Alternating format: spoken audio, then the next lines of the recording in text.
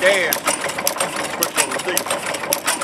The fuel pump pumps the gas up into the carburetor, then it drains back down to the tank. It's constantly running the system. This is mechanical oil here, ratchet drive. Man, look at it. Look right in there, you see it drop the oil. Oh yeah. Drop the oil, runs down the east side of the drum, and one down into the top of the piston. So did you overhaul it? It's pretty much it. But that's the mechanical oil there.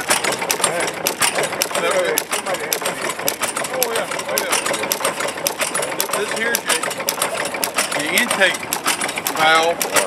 This is the exhaust valve. This is your magneto that produces a squirt.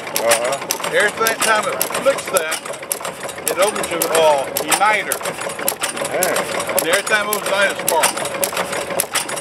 Boy, you know, somebody had to be a genius. Then figure this out. What's that? Is that fuel in there? No, more. Copper filter.